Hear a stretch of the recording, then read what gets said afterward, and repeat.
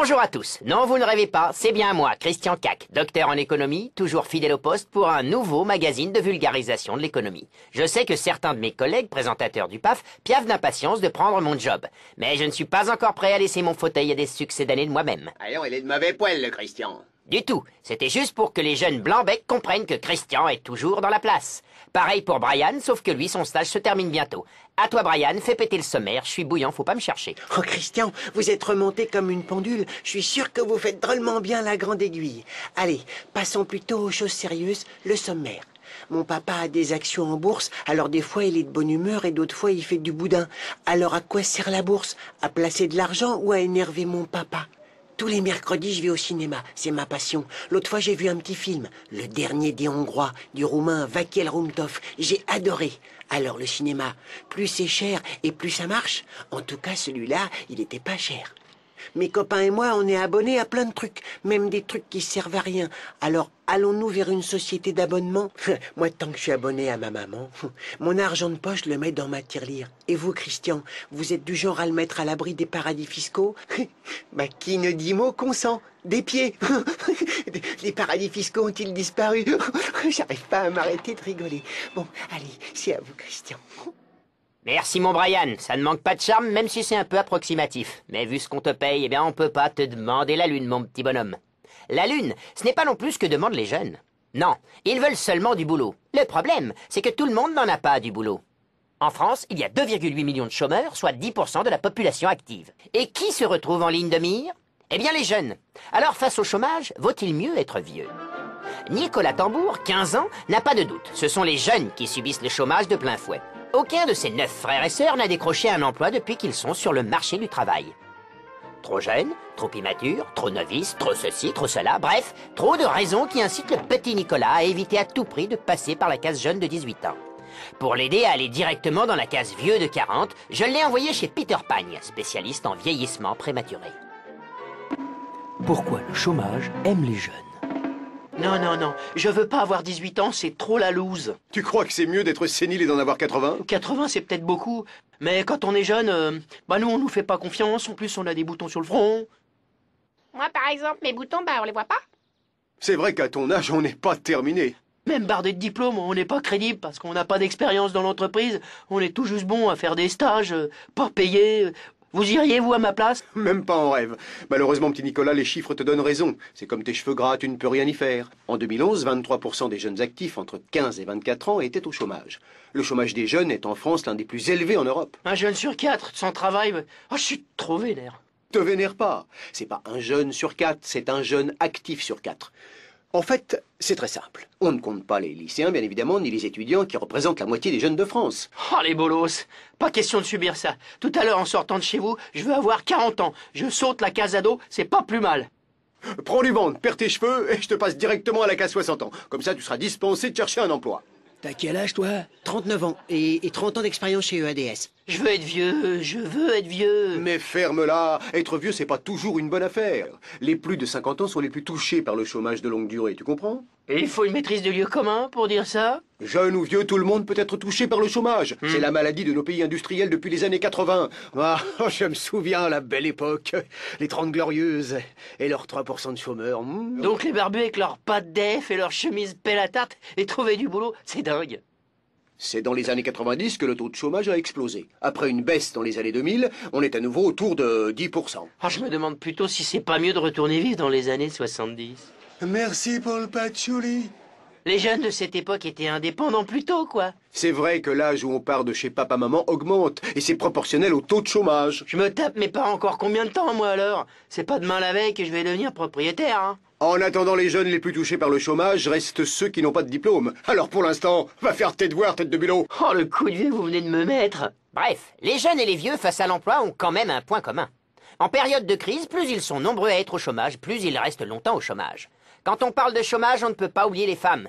Huguette ANPE, célèbre chercheuse à l'association Une meuf un job, souhaiterait s'exprimer à ce sujet. Christian, enfin un point où les hommes et les femmes sont égaux. Face au chôme du, c'est kiff-kiff bourricot. En 2010, je vous le rappelle, la France a un taux de chômage presque équilibré entre les deux sexes. Les femmes sont plus exposées au temps partiel et aux contrats précaires, mais la crise a touché en priorité les secteurs masculins, le bâtiment et l'industrie. Alors allez les gars, encore un petit effort et j'enlève ma casserole de sur la tête. Oh, des efforts, j'en fais tous les jours avec Madame Cat. C'est vrai que tout à l'heure, je n'en ai pas fait, j'ai été un petit peu virulent, mais je voudrais m'excuser. C'est sans doute le yaourt de ce matin qui m'est resté sur l'estomac. Oh, c'est du passé, Christian. Allez, t'as trop de pression sur les épaules. Ça n'excuse pas tout. C'est cette lettre d'un téléspectateur qui réclame du sang neuf dans l'émission qui m'a mise en rogne. Je t'en foutrais du sang neuf, moi. Allez, balance la rubrique courrier des téléspectateurs, ça va te calmer. Allez, tout de suite le courrier des téléspectateurs. Je suis vraiment à cran. Bonjour, rien à voir avec le visiomel. Vos courriers sont critiques et virulents, c'est normal, ils sont anonymes. Première lettre très courte d'un homme qui nous écrit « Votre émission d'économie m'intéresse pas, et d'ailleurs je vous regarde pas. En échange, me regardez pas non plus. On fera en sorte, cher ami, une deuxième lettre aussi étonnante d'une personne alcoolique. Pourquoi un vieux qui présente cette émission? Est-ce qu'il y aurait moyen d'avoir une présentatrice en maillot de bain une pièce? Alors ça, c'est une question de budget. Enfin, dernière lettre, mais là, je la lirai pas, elle est pleine de noms d'oiseaux qui pourraient réveiller le CSA. Merci à tous et continuez à écrire. J'adore ouvrir les enveloppes, ça m'occupe. C'est à cause de missives de ce niveau que je me mets en pétard pour un rien. On enchaîne et pas avec du sujet en carton. La bourse, on en entend parler à longueur de journée, mais ça veut pas dire qu'on sait ce que c'est pour autant. Alors la bourse ou la vie? Pour monsieur et madame tout le monde, la bourse permet aux actionnaires de s'en mettre plein les poches sans rien faire. Mais la bourse, ça ne sert pas qu'à ça. La bourse peut être utile. Mais comment? C'est l'histoire d'un groupe de jeunes, habillés 60s. Ils ont en commun investi dans le business du sport en entrant dans le capital des Fennecardy, une grosse équipe de baseball cotée en bourse. Même s'ils sont pleins de bonne volonté, la bourse, c'est un peu la loterie. Acheter, vendre, placer, ce sont des verbes, mais c'est aussi la spécialité de mon ami Helmut Cotation, prix Nobel de boursologie. À quoi sert la bourse? Bien, qui veut commencer? Oui, Camille? Juste comme ça, pour le kiff de savoir. La bourse, c'est un truc qui existe depuis longtemps? La première bourse française a vu le jour à Lyon, en 1462. Ah, et c'était le palais Brognard qui abritait la bourse à Paris? Pas Bro. Ça s'écrit Bron, mais ça se dit Bro. Ah. Brognard, c'est le nom de l'architecte. Et quand on dit que la bourse finance les entreprises, c'est quoi votre position? Ma position, elle est simple, c'est assis sur le bureau. Ouais, c'est bon, c'est assis sur le bureau, ouais. Merci Norbert. Rémi, la raison d'être de la bourse, c'est de financer les entreprises. Ah ouais? Elle leur permet de lever des fonds pour pouvoir se développer en faisant de gros investissements ou en rachetant d'autres entreprises. Ah ouais? C'est tout l'intérêt de la bourse. Elle t'apporte des liquidités, c'est-à-dire de l'argent disponible rapidement, dont tu fais ce que tu veux, voilà. Ah ouais? Il est dans le capital avec vous, lui? Oui, il a été très généreux. En fait, quand les entreprises vont à la bourse, elles cherchent de l'argent. Mais oui, mais qui n'en cherche pas? Moi, je cherche mon chien, il devrait être au bout de la laisse, normalement. C'est pour ça qu'elles vendent des morceaux d'elles-mêmes. Exactement, c'est ce que l'on appelle des actions, qu'elles échangent contre de l'argent frais. En achetant des actions des Fennecardy, vous devenez tous copropriétaires. Copropriétaire génial, on pourrait tous vivre. À l'intérieur des Fennecs, oui, très drôle. Mais elle gagne quoi, l'entreprise, à avoir des copropriétaires? De l'argent, en tout cas beaucoup moins cher qu'en allant faire un prêt bancaire ou en allant voir des investisseurs privés. Et en plus, tu restes indépendant. On fait ce qu'on veut de notre blé, j'ai acheté un miroir grossissant, ma femme. Oh, t'es belle quand t'es grosse. Donc, si notre affaire marche, on pourra faire de grosses opérations, style racheter une équipe de baseball concurrente. Ou investir dans un autre secteur d'activité. Ouais, le vin, le parquet ou les lentilles de contact. Ok, je sors du capital. Aujourd'hui, où se font les transactions boursières? Tout est dématérialisé depuis fin 80. Les traders bossent derrière un bureau, sur leurs ordinateurs. Une bière, une action, un sandwich, une cotation. Alors la bourse n'est plus uniquement française. Non. Notre bon palais, Brognard? bien, est devenu un musée, laissant la place à un opérateur privé de taille mondiale qui gère les cotations. À Paris, la bourse s'appelle Nice Euronext. C'est la même qu'à Amsterdam, Bruxelles et New York. Ça vous dirait d'entrer dans le capital des Fennecardy? Oh ouais, comme ça on vous aurait comme colocataire. Vous dormez en haut sur les lits superposés? Voilà une belle bande d'investisseurs qui fait plaisir à voir. Attention quand même au retour sur investissement. Méfions-nous des actionnaires qui, pour gagner plus d'argent, ont tendance à presser les entreprises comme des citrons. Valériane Fouinard, actionnaire d'un ranch à Vitry-sur-Chausson, voudrait s'exprimer à ce sujet. Valériane? Bien sûr que c'est dangereux. C'est même la dérive première du système boursier. En imposant des exigences de rentabilité à l'entreprise, elles deviennent des cash-machines à court terme. Et à long terme, pour garder le rythme, c'est la valse des licenciements. On pressurise les salariés en faisant la chasse aux co. Allez, Gilbert, demi-tour, j'ai trop mal aux fesses sans la selle. Moi, j'investis dans mon public et je peux vous assurer qu'il y a du retour sur investissement. Alors, sans Christian, pas d'annonceur. Sans annonceur, pas d'argent. Et sans argent, pas de Christian. Christian va laisser la place aux souteneurs de cette émission. On enlève ses coudes de la table, réclame pour tout le monde.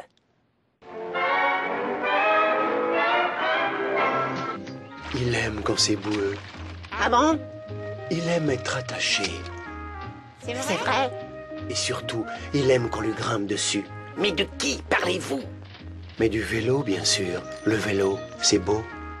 C'était un message de la Confédération nationale des fabricants de casquettes de vélo à usage publicitaire. Moi, j'ai un vélo électrique, mais je ne m'en sers que dans mon salon, parce que je n'ai pas de rallonge pour l'extérieur. Le sujet qui suit nous emmène aussi à l'extérieur pour en mettre plein les mirettes, puisqu'il s'agit de cinéma. Quand j'étais jeune, j'allais au cinéma en plein air, le drive-in, draguer les gonzesses en allant voir des grosses productions très chères, qu'en mettait plein la vue et qui pouvaient rapporter gros. Mais aujourd'hui, est-ce qu'un film doit coûter encore plus pour rapporter plus?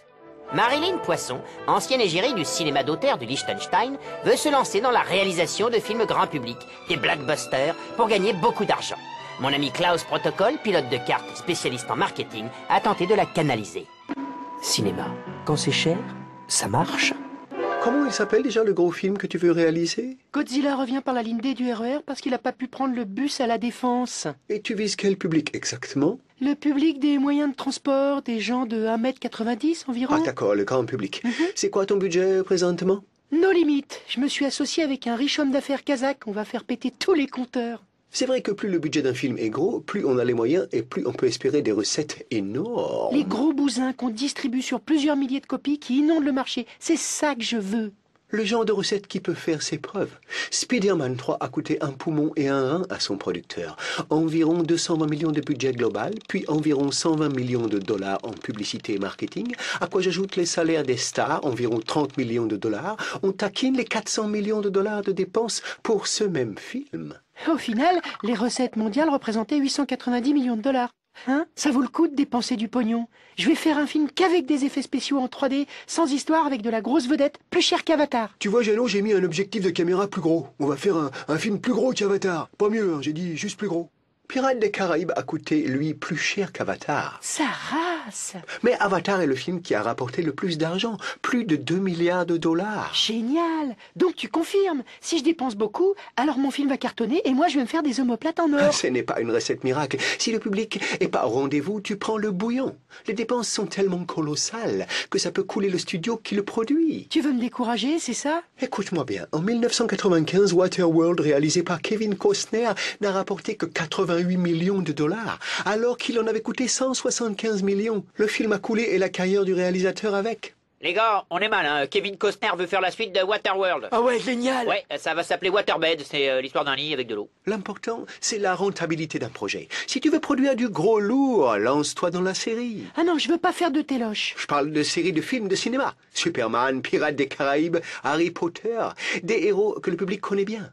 C'est la parade trouvée par les studios pour minimiser les risques. Miser sur des franchises. Sa mère! Et si je veux produire un gros film en France, je fais quoi, moi? Tu rachètes les franchises Astérix ou La Vérité si je mens et tu produis les prochains. Et si je produisais plutôt Bienvenue chez les Ch'tis 2, ce film qui a fait 20 millions d'entrées, à qui je m'adresse? À Danny Boone. Ah, Danny Boone, ils sont forts, ces ricains. Le cinéma, c'est surtout une affaire de professionnels qui jouent gros à chaque coup. C'est mon filleul Balthazar Lafrange, critique de cinéma gastronomique, qui en parle le mieux. C'est pas parce qu'on produit cher un film que c'est rentable. Quand le spectateur veut pas, il veut pas. Le cinéma d'horreur coûte que dalle et peut rapporter gros, lui. Paranormal Activity a coûté 15 000 $ et en a rapporté 150 millions. Faites un film d'horreur sur un présentateur météo aveugle qui se prend la foudre en pleine tronche, puis qui voit des zombies partout, hein? Prenez un caméscope et Laurent Cabrol comme acteur. Ça peut déchirer. Merci Balthazar, j'ai l'impression d'entendre les cahiers du cinéma en français. Quelquefois, la liberté d'expression a ses limites. Chez nous, comme chez les surfeurs de l'extrême, c'est nos limites. Tout de suite, le Visiomail. Oh, ma femme, elle me fait un de ces cinémas. Le matin, l'après-midi, le soir. Bon, c'est pas un blockbuster, ma femme. Ça serait plutôt du cinéma d'auteur. 1,52 m à tout casser. J'ai tourné avec Francis Fraud... Avec Farid... Bordel. Enfin bon, j'étais dans le Parrain 2, je faisais un croupier.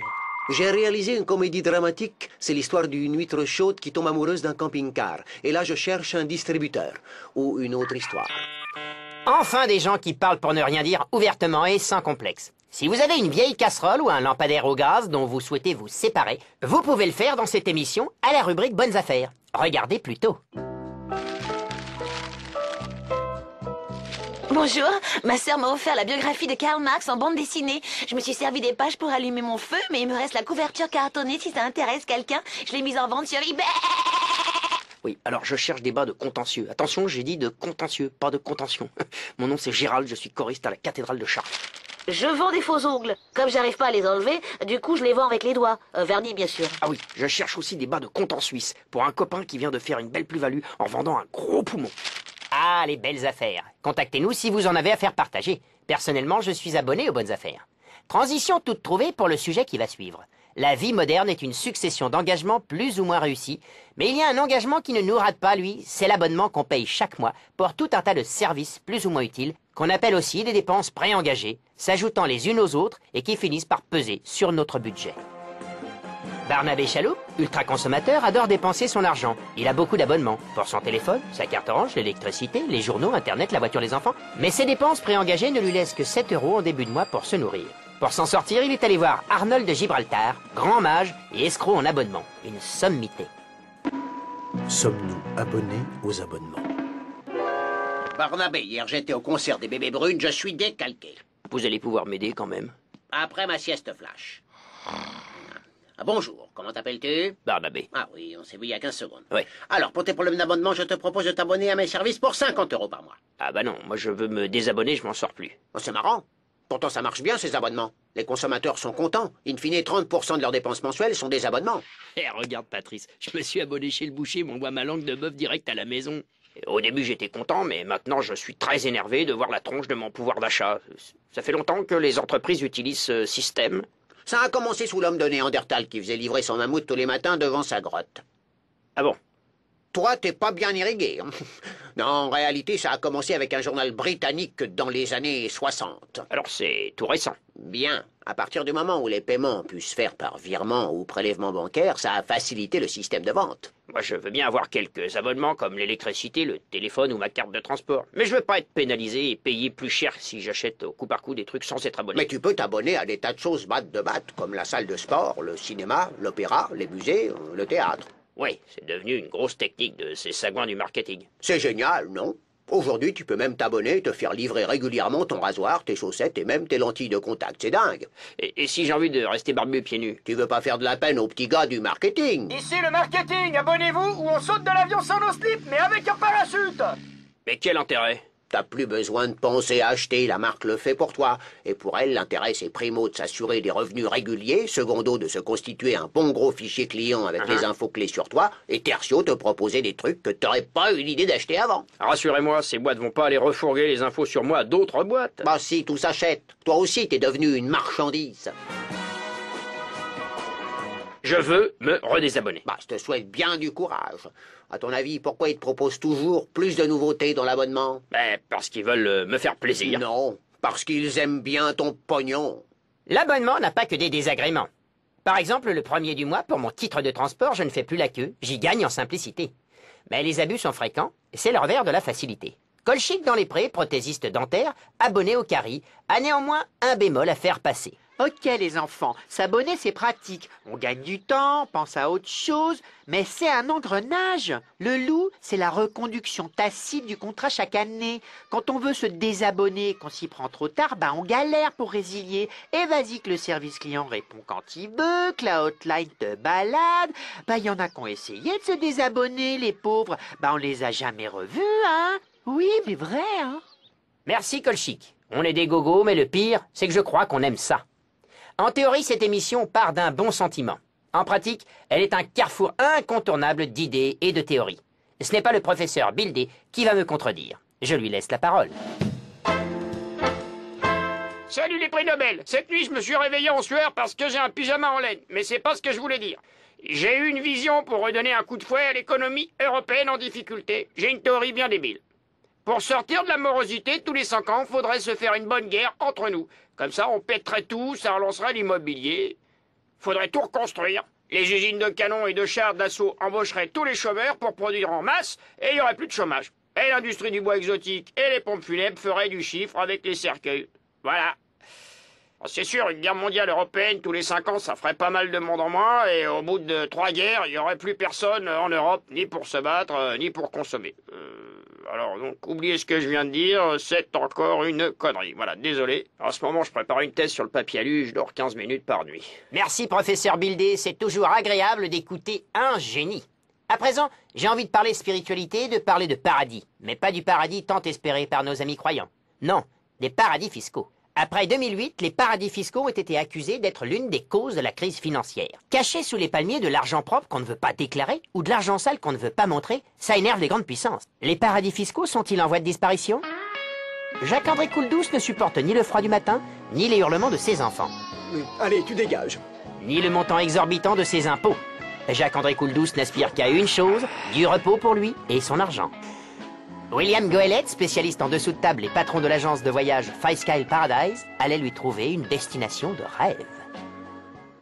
Les paradis fiscaux ont-ils disparu? Vous n'avez pas été suivi. J'ai changé 8 fois de taxi, mais j'ai lu votre brochure. J'étais au bord de l'orgasme en voyant toutes ces destinations magnifiques avec une fiscalité aussi attrayante. Les paradis fiscaux, ce sont de petits pays qui ont développé leur secteur financier comme d'autres se sont spécialisés dans l'exportation des bananes. Ah, et on peut y déposer son patrimoine pour pas payer de frais de succession? Oui, mais les entreprises aussi peuvent y localiser leurs sièges sociaux pour ne pas déclarer leurs bénéfices. Et c'est également très pratique pour blanchir l'argent de la drogue. C'est pour le docteur Coq. Ah non, le docteur Cac. Vous comptez emmener du liquide? Oui.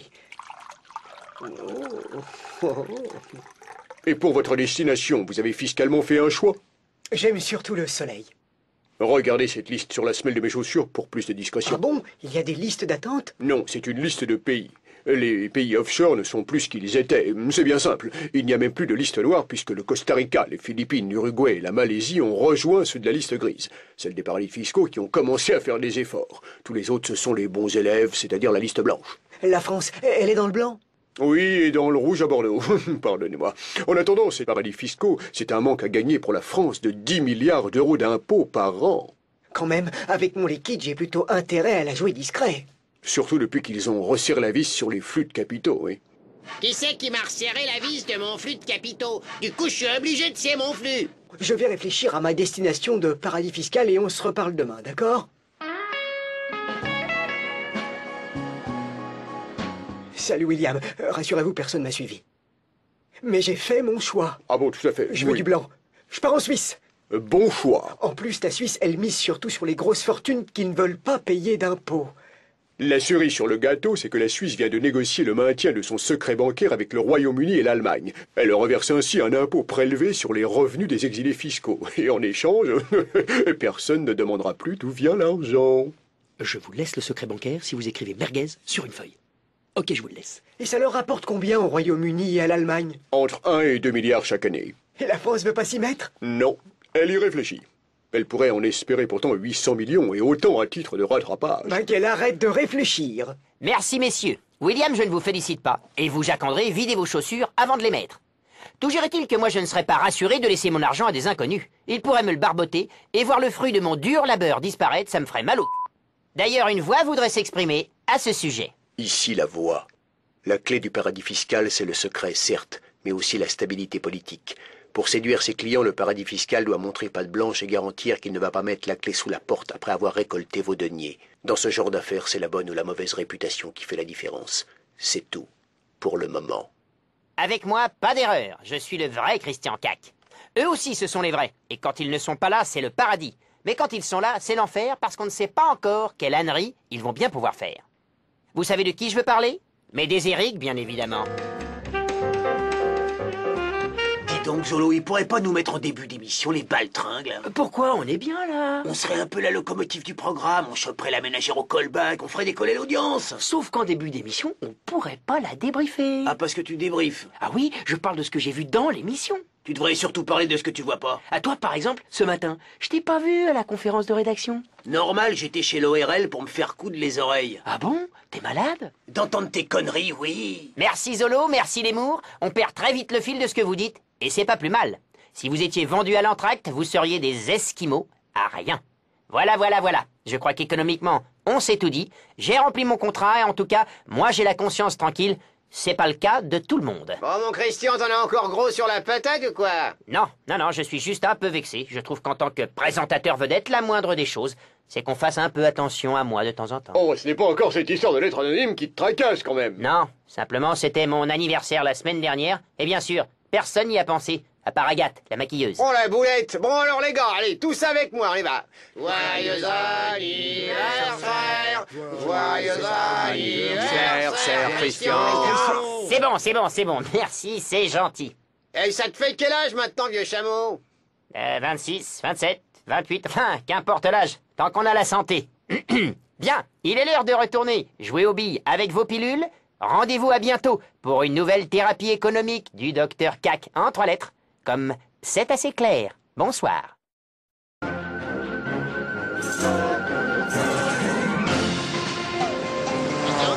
Christian, c'est la régie.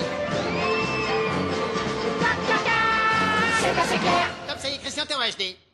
Bonjour à tous et bienvenue dans ce nouveau numéro du docteur Cac, comme moi-même. Ce magazine de vulgarisation de l'économie. Cette semaine, toute l'équipe de l'émission n'a pas chômé pour traiter des sujets brillants, pointus, parfois dérangeants et intéressants, surtout pour moi, Christian Cac. Et quand il y en a pour Cac, il y en a pour France 5. Et si je laissais la parole à un jeune qui n'a pas sa langue dans sa poche? Parce que s'il avait sa langue dans sa poche, ça voudrait dire qu'il a une grande langue. Brian? Oh, pardon, j'étais au cabinet. Et quoi qu'on fasse, quoi qu'on dise, la dernière goutte est pour la chemise. Bon, voilà du sommaire. Alors, un premier sujet où on apprend qu'il n'y a pas que la petite bête qui monte et qui descend. Non, il y a aussi les salaires. Salaire, ça monte et ça descend. Je parle pas du mien, je suis stagiaire. Ensuite, on va apprendre qu'on ne met pas que les chiens dans les niches. Et oui, on peut aussi y glisser sa feuille d'impôt. À chacun sa niche, j'ai envie de dire. Ensuite, un sujet pour les pyromanes. Pourquoi leur flambe? Ben, ça flambe parce qu'on y a mis le feu. Mais c'est pas moi, j'ai arrêté de fumer. Ensuite, une question existentielle. Le numérique va-t-il tuer le livre? J'en sais rien, moi. J'avais bien aimé le film Numérique m'a tué. Et pour finir, un sujet qui m'intéresse beaucoup. Les émergents sont-ils plus forts? En tout cas, pas la balle aux prisonniers. Voilà. Oh, qu'est-ce que je suis bon. Je me sens d'avoir mon émission d'Éco Junior, hein. Ah, mon petit Brian, quand tu auras du poil au menton, je te laisserai peut-être présenter cette émission. Tu seras mon joker à moi, mon David Pujadas, sauf que je ne te coifferai pas pareil. Mais j'augmenterai ton salaire, quelle que soit la situation. Ce qui n'est pas le cas pour tout le monde. Chaque mois, des millions de salariés en France reçoivent une rémunération pour leur travail, mais la crise économique a sérieusement freiné les augmentations. Et en 2009, une entreprise sur 3 avait gelé les salaires. Mais demain, y aura-t-il un dégel pour ces fameux salaires? C'est l'histoire de Benjamin Franck II, directeur d'une troupe de théâtre professionnelle qui aimerait bien augmenter ses équipes. Mais en ces temps difficiles, et avec l'inflation, il a peur qu'une simple hausse de salaire lui coûte cher et ne puisse pas satisfaire ses salariés. Paul Verlune, poète maudit amateur et directeur financier d'une usine de couscous, un gars qui s'y connaît en salaire, lui a expliqué. Salaire, ça monte ou ça descend? En fait, je m'appelle Benjamin Franklin, mais mon frère s'appelait Benjamin Franklin aussi. Ah oui, c'est confusant. Et du coup, je m'appelle Franck II, c'est plus simple. Bon alors, les salaires de mes employés, je fais quoi, hein? Déjà, tu te réjouis qu'ils soient français, parce que s'ils étaient allemands, t'aurais dû les augmenter encore plus que ce que tu dois. Et si je les augmentais juste de 0,5%, ça suffirait? Ça, c'est ce qu'ont eu cette année les fonctionnaires. Tes salariés, c'est le secteur privé, ils s'attendent à plus. Plus de combien? 1 ou 2 euros? Bah, tu vas comprendre, je te fais un crobard. En 2010, les salaires dans le privé avaient augmenté de 2,6%. Et en 2011, malgré une croissance morose, ça devrait être aux alentours de 2,8%. Ouais, c'est pas mal quand même. Oui, enfin, il n'y a pas de quoi se taper l'arrière-train. Entre 2005 et 2008, la hausse moyenne des salaires, c'était plutôt 3% par an. C'est toujours mieux qu'une baffe dans la gueule. Il y a quand même un problème, avec une inflation d'environ 2% en 2010. Finalement, les salaires réels n'ont pris que 1%, non? Tout à fait. Propose à tes employés de les augmenter en nature. Tu paieras moins de charges et eux, ça peut leur faire plaisir. T'as raison, Léon. Alfred, ça fait 17 ans que t'es le régisseur de la troupe. Cette année, tu vas gagner plus, mais je vais pas t'augmenter ton salaire. Je te paye en plein d'essence. Oui, mais j'ai pas de bagnole. Alors, ces augmentations en nature, ça dit quoi? C'est pas encore au point, mais c'est peut-être une piste. Benjamin, t'es où? Oh, excuse, en ce moment, je répète une pièce sur l'homme invisible. Parfois, je disparais. Dis-moi, est-ce que je dois augmenter tout le monde dans ma troupe? C'est toi le patron, c'est toi qui décides. Mais en gros, il y a 2 écoles. Première école, on augmente collectivement. Deuxième école, on fait du cas par cas en ciblant certains postes qu'on veut privilégier. Eh, dis donc, t'as une bonne tête, toi, je te rajoute 500 euros. Non, En 2011, justement, les augmentations de salaire en France étaient surtout individuelles. Moi, j'aime la deuxième école, à la tête du client. C'est arbitraire, ça me plaît. 2 minutes, je vais augmenter quelqu'un. Donald, t'es le plus mauvais comédien de la troupe, mais tu fais poiler de rire le public. Je t'augmente, je te paye en valise. Vide, bien sûr. Grâce à toi, j'ai compris un truc. Comme disait l'autre, augmenter les salaires, c'est comme les antibiotiques. C'est pas automatique. Ah bah, t'es où encore? Oui, quand je dis des âneries, je disparais. Je maîtrise pas encore l'homme invisible. Vous l'aurez compris, l'augmentation des salaires n'est pas une science exacte. Hakuna Matata, la sœur de ma mère, aimerait faire un point à ce sujet. Oui, j'ai des photos de toi, t'as pas changé, avec tes petits cheveux en arrière, là. Alors c'est sûr, se faire augmenter, c'est un combat. Le plus simple pour gagner, c'est pas de travailler plus, mais de changer de job. La preuve, 60% des cadres qui ont changé d'entreprise ont été augmentés. Et pour 2012, faut pas s'attendre à des miracles. Les hausses des salaires, ça va plutôt ressembler à 2008. On fait un pas en avant, 2 pas en arrière, c'est mieux que le tango. Merci à Matata, Hakuna Matata. On sait ce qu'il nous reste à faire. Que voulez-vous, ce n'est pas tous les jours grand soleil au pays de l'économie. Et à ce propos, où en est-on au niveau du temps? Un petit point météo s'impose avec Bernard Daprès, le frère de Sophie Davant. Alors, demain matin, grand beau temps pour 3 patrons sur l'Europe, alors aucune grève prévue dans l'immédiat. À midi, un petit coup de chaud sur les marchés avant le déjeuner si les agences de notation décident de remettre le nez dans les comptes du Portugal, de l'Italie, de l'Irlande, pour nous faire chemir bien sûr. En fin de journée, pluie de licenciements à la montagne, notamment, dans les stations de sport d'hiver. Ici, donc c'est plutôt 50 mètres, basse altitude, bien évidemment. Alors si j'appuie sur la pompe, là, ça fait 60 mètres, c'est 10 mètres de plus pour une station basse altitude, c'est pas mal. Voilà, et enfin, ce qu'il faut retenir, c'est que demain, c'est la Saint-Patron, c'est la fête des patrons, puisqu'ils touchent leurs dividendes. Voilà, Christian, c'est terminé. Merci Bernard, c'était parfait, cette météo économique qui ne veut rien dire. J'ai l'impression de voir Michel Berger, et je ne m'en lasse pas. C'est toujours important de savoir si le ciel ne va pas vous tomber sur la tête, mais on n'en est jamais sûr. Ce qui est sûr, en revanche, c'est que l'année prochaine, on paiera encore des impôts. En France, on paye presque tous des impôts. Mais malins comme des singes, on réussit toujours à payer moins que prévu en profitant d'exonérations fiscales. Les fameuses niches qui profitent quasiment à tous. Il en existe 500, qui représentent 72 milliards d'euros de manque à gagner. L'État veut en supprimer certaines pour réduire son déficit. Mais ce n'est pas si simple. Julien Sombre et sa femme Mélissa Métis, originaire d'Ibissa, ont fait fortune dans la vente de glace à emporter. C'est fatigant de gagner de l'argent, chérie? Oui. Aujourd'hui, ils veulent défiscaliser leurs bénéfices pour ne pas payer trop d'impôts et cherchent une niche fiscale. Un de leurs clients, mon ami Jean-Patrick Foulard, dermato-fiscaliste, va leur trouver une solution. Fiscalité. À chacun sa niche. Mauvaise nouvelle, chérie. On a gagné trop d'argent cette année. Mon amour, c'est génial. Qu'est-ce qu'on va faire de tous ces sous? On va se faire allumer par les impôts. À moins d'investir dans un secteur pour profiter d'un abattement fiscal, voire pas payer d'impôts. Nous, les vendeurs de glace en extérieur, on peut limiter nos impôts, mais comment donc? En profitant des niches fiscales que le gouvernement n'a pas encore supprimées. Dans les 500, il y en aura forcément une pour nous. Ouais, les gars, on reviendra plus dans cette niche, parce qu'on peut jamais rien défiscaliser ici.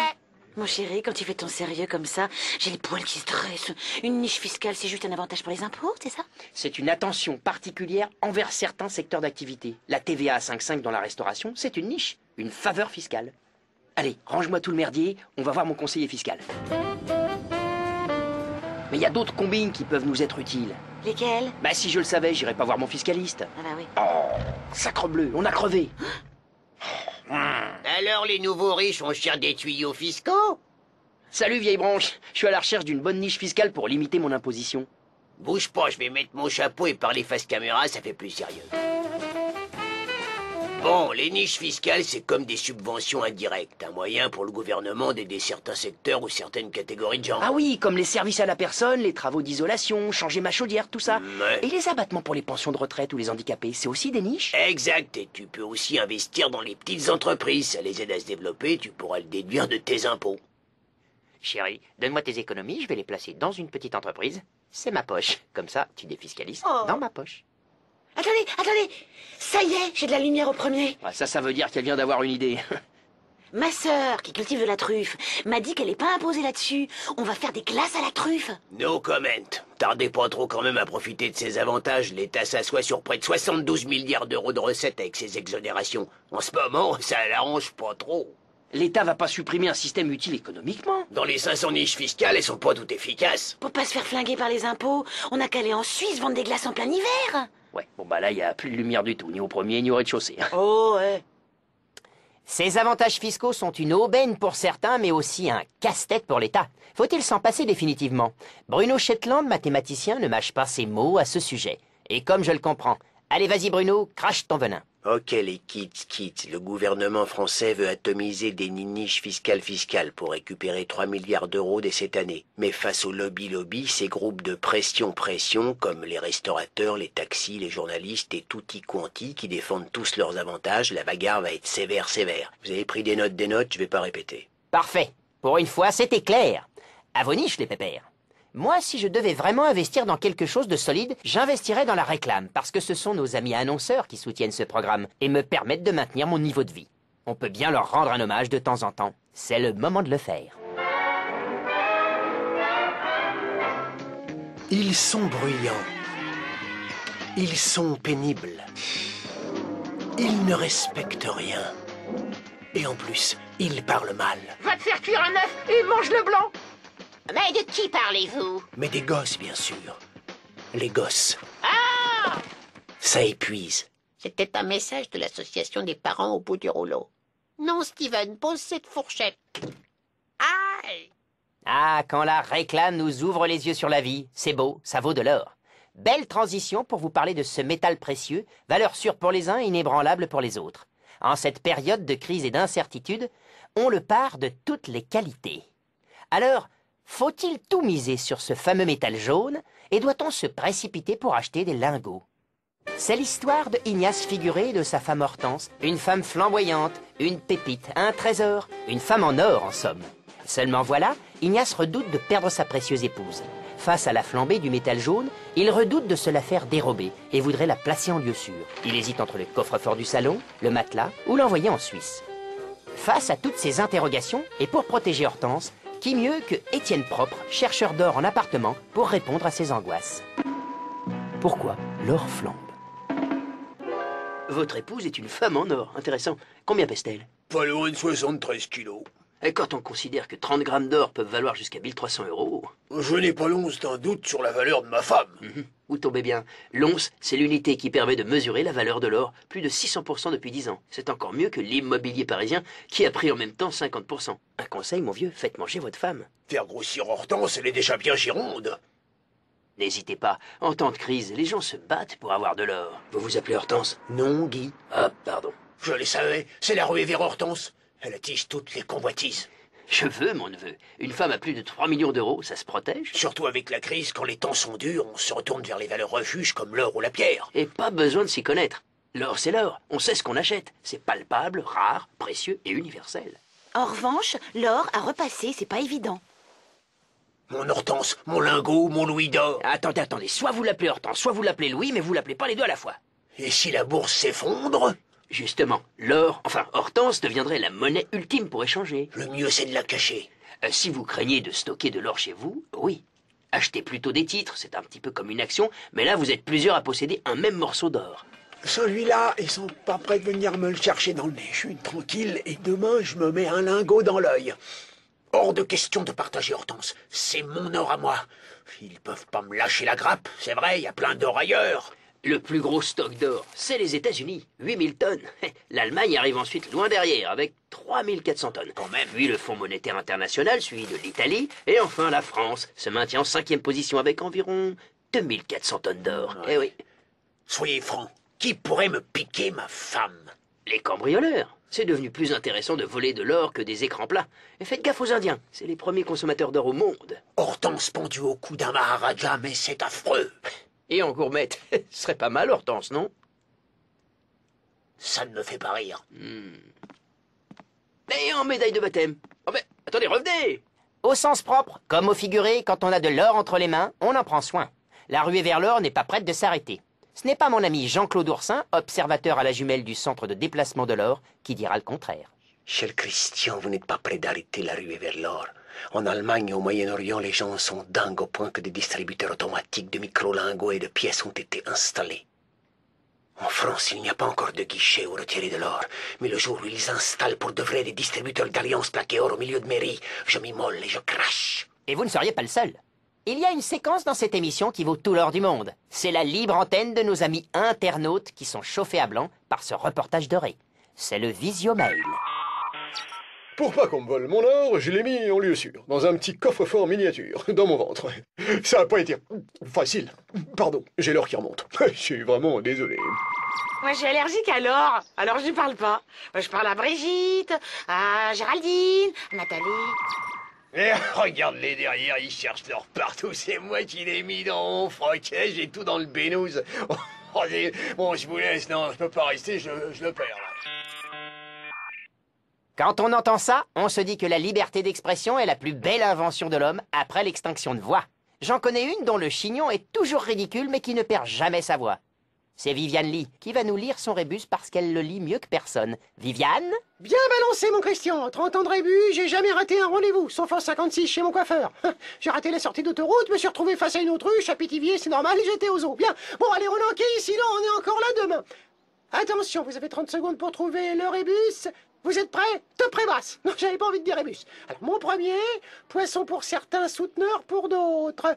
Mon deuxième, les papas viennent souvent à la deuxième et chialent toutes les larmes de leur corps. Mon troisième, nom de famille d'un chanteur des années 80 qui maniait le contrut et la houppette à la perfection. Et mon tout est l'analyse des comportements économiques à travers les grands agrégats. Les agrégats, bon, alors c'est la réunion d'un ensemble massif d'éléments hétérogènes. Si vous voulez, c'est des petits morceaux d'économie qui réunis donnent un joli programme court. Christian, vous en savez quelque chose. Et ben voilà le gong, c'est terminé. Mon premier, c'était un macro. Mon deuxième, écho, une échographie, voilà. Et mon troisième, mon chanteur préféré, Nomi. Klaus Nomi, il montait haut celui-là. Hein. Et le tout, c'est la macroéconomie. Voilà, vous vous coucherez moins tarte. Allez, un suppo, une pomme, et on s'endort. Qu'est-ce qui m'a foutu un menhir sur l'estrade, là? Viviane, en vous écoutant, on se sent moins bêta. Mais ce qui est sûr, c'est qu'on ne fera pas de vos rébus un best-seller pour sauver la littérature papier. Moi, j'adore la technologie et le progrès. J'ai un agenda organizer, un téléphone cellulaire en vitro-céramique, mais j'hésite encore à acheter une liseuse électronique. Vous savez, ce petit écran numérique pour lire le dernier Anna Gavalda ou je ne sais quoi d'autre. Electra Rasputin, ancienne mannequin vedette d'une marque de moon boots du Caucase, vient d'apprendre à lire et écrire. Elle souhaite se faire construire la plus grande bibliothèque du monde, mais pour la remplir de quoi?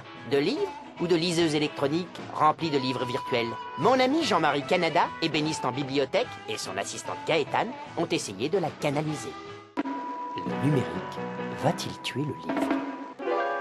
On peut vous faire 2 bibliothèques, une pour les livres, une pour les liseuses électroniques, mais c'est un peu bêta. L'intérêt de la liseuse électronique, c'est que tu peux foutre toute ta bibliothèque dedans, tu gagnes de la place.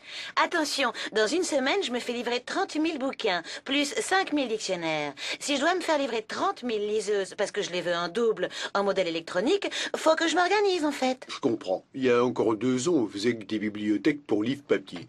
Mais en 2009, quand Amazon, la plus grande librairie sur Internet, a lancé sa liseuse Kindle, ça a été la surprise. Hein, Gaëtane? Ouais, la Kindle surprise. Encore une comme ça et je t'arrache une molaire sans anesthésie. Hein. Depuis 2010, avec l'iPad d'Apple et la liseuse de Sony, ça s'accélère. Ça m'intéresse pas. Je vais m'en griller une petite. Cette année, 55 millions d'écrans tactiles devraient se vendre dans le monde. Ça, c'est un écran tactile en carton, ça marchera jamais. Après avoir révolutionné et mis en danger les maisons de disques avec les MP3, Internet pourrait ébranler l'industrie du livre. C'est la littérature en ligne droite. J'aime pas ton humour. Oh. Je commence à cerner l'affaire. Mais je vous préviens, je veux pas me flinguer les yeux en lisant guerre épais sur mon écran pourri, d'accord? Bah lui, il a acheté une tablette en chocolat numérique d'occasion en Suisse, ça lui a cassé les bras, les yeux, c'est horrible. Les tablettes numériques sont assez confortables et les liseuses fonctionnent à l'encre électronique, ça fatigue pas du tout les mirettes. Et tu peux embarquer plus de 1000 livres dans une liseuse pour lire n'importe quoi et n'importe comment. Moi, je vais me lire tout Stendhal, plus tout Balzac, tranquillou bilou, au frais, et puis je ferme parce qu'il y a du bruit. Qui va me vendre les livres à lire à l'intérieur de ces appareils? Un libraire électronique, peut-être? Ouais. Bah, vous achèterez vos livres sur Internet comme vous achetez vos musiques sur iTunes ou Fnac.com, voilà. Est-ce que les éditeurs pourront encore me proposer mon Guillaume Musso, mon Marc Lévy ou mon Catherine Pancol annuel? Pas de panique, ma truffe, ils pourront directement vous l'envoyer chez vous. Mais la menace pour les éditeurs, c'est le piratage de l'œuvre. Ah oui, le piratage. Oh, je vais voir chaud, méchant, les libraires. Comme intermédiaire, ils risquent de sauter. Oui, seulement si je veux faire des autodafés et brûler des ouvrages pour chauffer ma maison, je pourrais pas le faire avec mes liseuses électroniques. Alors, lecture électronique hors note lecture électronique. Sur quel support les lecteurs préféreront la lecture au coin de la cheminée demain? Boubacar Diouf, auteur de romans à 1 page, nous livre son opinion sur les livres justement. Merci Christian, c'est très intéressant de vous entendre parler. Et j'entends siffler le train de la mort du livre, pour le livre sur papier. Le livre numérique, c'est vrai que c'est pas le pied. C'est marrant, je fais des blagues. Même si les ventes de livres numériques ne représentent que 5% du marché aux USA, les librairies trinquent déjà. Ça va forcément s'accélérer. Quand on sait que la mère d'Harry Potter a décidé de distribuer elle-même ses livres sur le net, eh bien, ça pourrait faire des émules. Merci Boubacar. L'économie, ce n'est pas de la gnognotte, c'est pas du blabla, c'est aussi des informations légères et drôles à la fois. Le saviez-vous? Aux USA, un fonds d'investissement qui n'a pas froid aux yeux investit sans se soucier du qu'en dira-t-on. C'est le Vice Fund, le fonds du vice. Un fonds vicieux géré par la compagnie financière USA Mutuals, qui investit dans le tabac, les jeux, l'alcool, l'armement, la pornographie, tout ça dans la plus stricte légalité. Alors que la morale, les bien-pensants et le politiquement correct auraient de quoi sauter au plafond du four. Mais ce Vice Fund ne touche ni la drogue, ni la prostitution. Et oui, on peut être vicieux. Hey, viens voir mon fonds. Et avoir une morale quand même. Le Vice Fund rapporte même plus que certaines valeurs de la bourse américaine. Le vice, ça rapporte. Et oui, le vice est de la vertu. Ça, vous ne le saviez peut-être pas. Maintenant, vous le savez. Sachez, chers amis, que je ne mange pas de ce pain-là. Non. Moi, je gère mes économies en bon père de famille, et j'ai tout misé dans le bois en Amazonie. Je suis irréprochable. Et la déforestation, Christian, t'y penses parfois? Sans transition, parlons peu, mais parlons bien de l'équilibre économique mondial. Les grandes puissances industrielles, toujours au cœur de la crise, voient leur domination économique bousculée par les pays émergents. Ces pays pauvres d'hier qui ont longtemps été considérés comme les petites mains et qui proposent aujourd'hui aux grandes puissances économiques de leur prêter de l'argent. Qui sont vraiment ces pays émergents? Abdelatif Mausolé, fervent supporter du parti communiste de son immeuble, persuadé que les pays émergents ont encore besoin de l'Occident, veut partir en mission pour instaurer un communisme light dans ces pays afin de les aider. Allez, serrez-vous là, on va mettre du communisme ici, là, et puis là aussi, un petit peu aussi, il y a de la place. Je lui ai conseillé d'aller présenter son projet à Radio Jones, une radio de jeunes conservateurs. Il s'est fait recevoir. Les émergents sont-ils plus forts? Bonjour, je m'appelle Abdelatif. Bonjour Abdel. Alors moi, je suis pas alcoolique, je suis communiste amateur, j'ai même un projet du tonnerre pour les pays détergents. Je t'arrête, on dit les pays émergents. Et ferme-la 2 secondes, on va être à l'antenne. Comment qui me parle? Radio Jones, c'est l'heure de votre émission, les réacs ont la parole. Abdel, balance tes âneries, personne t'écoute, il est trop tôt. Voilà, je propose d'imposer le communisme dans les pays émergents sous-développés pour les aider. Carton rouge, les pays émergents sont pas plus sous-développés que toi. Et pendant la crise récente, l'écart de développement entre eux et nous s'est drôlement resserré, sache-le. Vu que leur croissance économique carbure à donf, tôt ou tard, ils vont nous rattraper. Eh ouais mon pote, les BRICS sont peut-être les locomotives de demain. Alors les BRICS, c'est pas une banque ça? Espèce de ringard. BRICS, c'est le diminutif pour Brésil, plus Russie, plus Inde, plus Chine, plus Afrique du Sud. Oh, t'es cool toi. Bon, là-bas, les salariés sont pas payés très cher. Ils ont pas tous des voitures, des micro-ondes, des machines à laver, tout ça. C'est pas juste. Ils sont moins riches que nous. L'important, c'est la croissance. Et celle des émergents ferait pâlir un trader.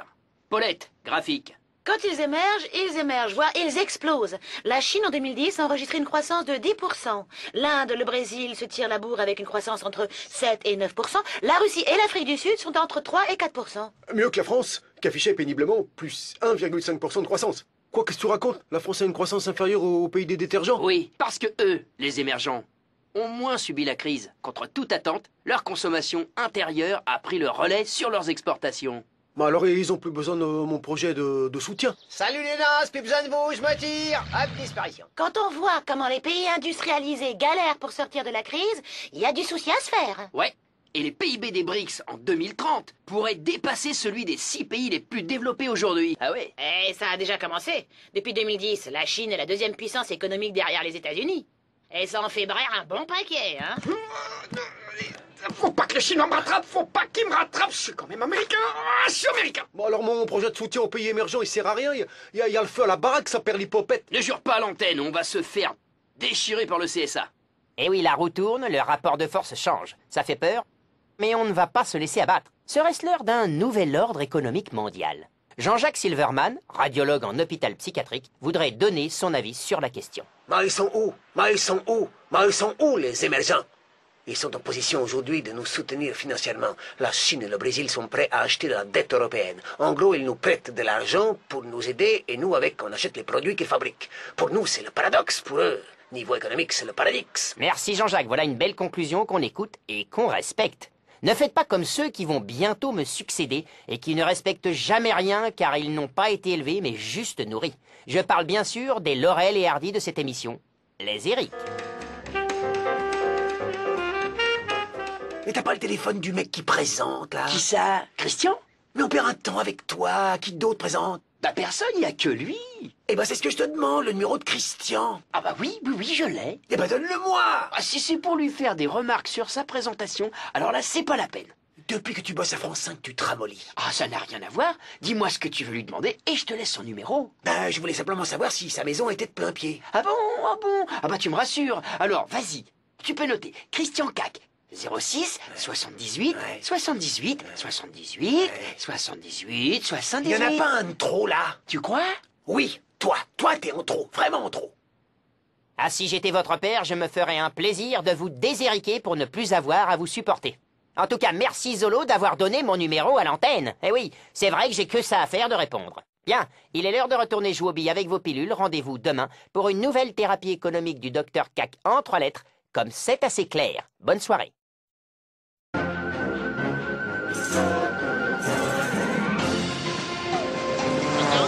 Christian, c'est la régie. C'est assez clair. Top, ça y est, Christian, t'es en HD. Bonjour à tous, je suis Christian Cac, ni plus ni moins que votre référent en économie vulgaire sur le petit écran, à l'usage des petits et des grands. Si les courses sont le dada de Omar Sharif... Mais tout le monde connaît pas Omar Sharif. L'acteur du docteur Jivago? Non? Eh ben allez fouiner sur Internet, ça vous cultivera, croyez-moi. Ben après l'émission alors, hein. Voilà, c'est ça. Donc, à la différence d'Omar Sharif, moi, mon dada, c'est l'économie. J'espère que ça le devient pour vous. Allez, à dada tout de suite, avec Brian, notre cavalier stagiaire. Brian, sommaire. Ça aurait été plus drôle avec ma tante. Elle s'appelle Corinne, mais tout le monde l'appelle Cocotte. Cocotte. Bon allez, on n'est pas là pour parler de la famille. On est là pour du sommaire de compétition. On commence par du lourd, un thème intéressant. Pourquoi les monnaies bougent? Si je tenais le petit rigolo qui les agite, je lui dirais stop, arrête-toi, et hop, tout dans ma tirelire. Ensuite, une question qui ne mâche pas ses mots. Jeu d'argent, l'État gagnant. Moi, j'ai qu'une chose à dire. Jeu de main, jeu de vilain. Bon, maintenant, on arrête de rigoler, un thème sérieux. Le crédit conso, c'est dangereux. Bon, ça, c'est à papa qu'il faut poser la question. Mais question conso, maman n'a pas à se plaindre. Enfin, Afrique, quelle croissance pour demain? Afrique, croissance, des mots qui réjouissent le cœur du petit toubab que je suis. Oh, j'ai mal à la gorge. Hop, à l'infirmerie. Merci, cher Brian. Fais-moi penser à te faire livrer des sockets neuves. J'ai entendu dire que les tiennes étaient trouées. Tu risquerais d'attraper des ampoules sur tes petits petons. Attaquons tout de suite dans le gras, sans plus tarder. Moi, je n'ai peur de rien. Dans cette émission, personne ne veut me faire la peau. Les banques françaises, elles, ont des sueurs froides. Mais sont-elles menacées de faillite? Affaiblies par la crise de la dette grecque, elles font aussi l'objet d'attaques à répétition et de rumeurs. Hubert son latin, patron de HS Bank, s'étonne de voir le cours de son établissement chuter en bourse alors qu'hier il annonçait des bénéfices records. De fausses rumeurs circulent sur sa santé financière. Pour tirer l'affaire au clair, j'ai mis sur le coup mon ami Juste Lenoir, détective privé, spécialiste de rumeurs à 2 balles. Qui veut la peau des banques françaises?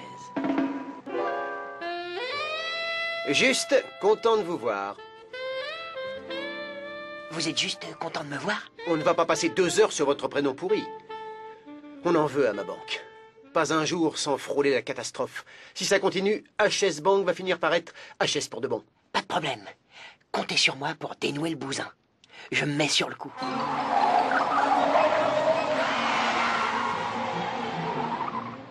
Ça fait 3 heures que je poirote. Vous avez des infos? J'ai pu parler à l'ex-concierge de la Bourse de Paris, une belle femme avec des... Bon, c'est bon, au fait. Elle dit que ça sent le roussi, concernant une grosse rumeur qui vous concerne. Ma femme me trompe? Et j'enquête pas sur votre femme, j'enquête sur les malotrus qui disent que votre banque et toutes les banques françaises sont au bord du gouffre. Sur quoi se base-t-il pour affirmer des choses pareilles? C'est la rumeur. Rien de vraiment concret. On lance une fausse info dans la presse sur la fragilité financière et hop, c'est l'effet papillon. Quelle bande de sagouins! Sous prétexte qu'on a prêté de l'argent à un pays en crise, ils essaient de faire croire à une faillite imminente. Exactement. Trop d'argent dehors, pays non solvable, mise perdue et hop, c'est la banqueroute. La rumeur est lancée, le marché s'affole. Et moi aussi. Qui est derrière tout ça? Un informateur m'a conseillé d'aller fouiner outre-Manche. Mon petit doigt me dit que les Anglais sont pas blanc-blanc dans le dossier. Alors faites vite. Hop!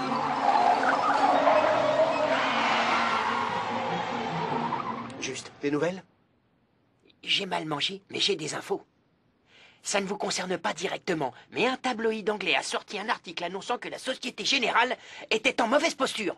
Et je peux même le dire une deuxième fois. Mais c'est affreux! Mais non, c'est une rumeur. Le journal a probablement été manipulé par des spéculateurs qui misent sur la faillite de la France et de ses banques. Le lendemain, le journal s'est excusé, mais c'était trop tard. Je vais leur faire voir de quel bois je me chauffe. J'ai une autre idée. Bougez pas, je file aux States.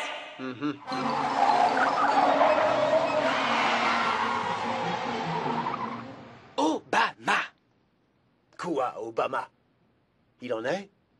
Non, mais son administration s'en donne à cœur joie. Bon sang, mais c'est bien sûr. L'euroscepticisme des anglo-saxons est connu dans le monde entier. Regardez, même le Financial Times ou le Wall Street Journal adorent taper sur la zone euro. Eh oui, ils sont à l'affût de la moindre info. Autrement dit, ils nous enfument. Voilà ce que j'ai envie de leur dire. Oh. Merci, on a compris. Face à cette avalanche de fausses informations, difficile de démêler le vrai du faux. Sylvain Labrousse, bourgmestre à Namur, va nous faire un point sur la santé des banques françaises.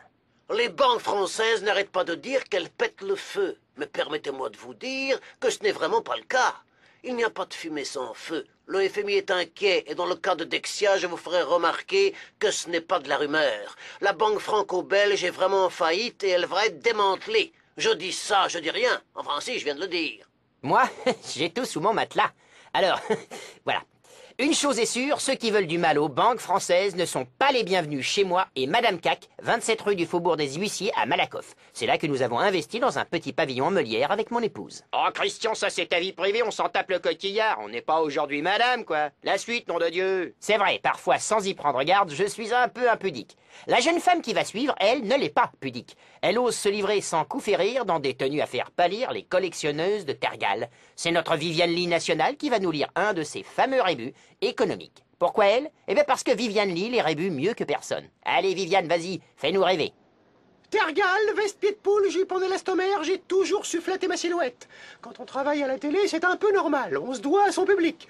Quant à mes pieds nus, acheter 4 € sur le marché de Tarascon, une merveille pour les pieds qui gonflent sur les plateaux surchauffés. Bon, attention les bulots, vous avez 30 secondes pour trouver le rébut.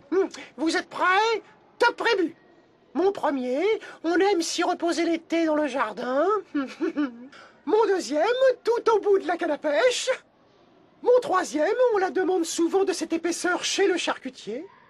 Mon quatrième, en bavé pendant un marathon. Et mon cinquième, terme de belote. Et mon tout est une convention d'échange entre un vendeur et un acheteur qui se conclut en général par le versement d'une somme d'argent. Et voilà, c'est terminé. Mon premier, Transat. Bah oui, on adore ça. Mon deuxième, Sion, le Sion, vous savez, au bout de la Gaule. Mon troisième, Fine, la tranche. Mon quatrième, en suée. Mon cinquième, Re. Transat, Sion, Fine, en suée, Re. Transaction financière. Oh, la transaction financière, c'est d'ailleurs un sujet sur lequel nous reviendrons la semaine prochaine. En attendant, bonne semaine et surtout mangez des paillassons. C'est bon pour les aftes. Allez, allez, viens le chien. Merci Viviane, voilà une séquence qui me fait plaisir quand elle s'achève. Je crains le prochain rébus, mais je sais que si j'en dis du mal, j'aurai forcément la monnaie de ma pièce. La monnaie, justement. C'est le prochain sujet que nous allons aborder. Le prix de l'essence monte et descend d'un jour à l'autre selon l'offre et la demande. Le cours des monnaies aussi. L'euro passe son temps à varier. Avec 50 € le lundi, je peux m'acheter un jean, et le jeudi, je peux m'acheter un jean et demi. Mais pourquoi donc les monnaies bougent autant? John Lee Holiday Inn, trader indépendant, spécule du matin au soir sur les monnaies mondiales. Allô, Huster, je t'achète du franc suisse. Du franc suisse, Huster. Mais l'autorité des marchés financiers l'accuse d'avoir mis l'euro en danger en spéculant. Avec son avocat Eddie Mitchell, il va essayer de prouver son innocence. Pourquoi les monnaies bougent? Si c'est pour utiliser mes water, c'est pas possible, elles sont occupées. Je peux me retenir. Vous êtes accusé d'être dealer de monnaie, de jouer au yo-yo avec le cours de l'euro et de spéculer sur sa valeur pour gagner votre vie. C'est pas de ma faute si l'euro évolue librement sur le marché des changes. Le marché des couches-culottes? Non, le marché des changes. Hein? Des monnaies qui s'échangent, quoi. Au début, un euro valait 1 dollar, mais sur 10 ans, il a pris 100%. Vous achetez de l'euro pas cher et le revendez quand le cours remonte? Exactement. Pour me faire de l'argent, j'achète de l'argent. Bonjour, je voudrais un paquet de 10 euros. Ça fera 10 euros. Ah bah c'est pas cher. 1, 2... Vous mettez en danger l'euro. Rendez-vous au tribunal pour vous expliquer. Qu'est-ce que c'est? Vous pouvez utiliser les vatères, à présent j'ai fini. Je fais rien de mal, votre honneur. L'euro est un produit comme un autre. On peut en acheter librement sur le marché des changes. Le Forex. Vous voulez dire qu'acheter de l'euro, c'est comme aller à Rungis acheter des pommes et des poires? Ou des Scooby-Doo-Bidou, ouais. Tous les jours, plus de 4000 milliards de dollars de monnaie s'échangent. Mon client n'est pas le seul. Ces opérations représentent en une seule journée 2 fois le PIB annuel de la France. Pourquoi votre client ne va pas plutôt jouer à la baballe avec le dollar? Moi, je joue plus qu'avec des billets, ça rebondit moins haut. En ce moment, l'euro marche pas mal. Je vends à qui veut. Mais j'ai aussi du yuan, du yen, de la livre. Donc, vous êtes bien responsable de la flambée des monnaies.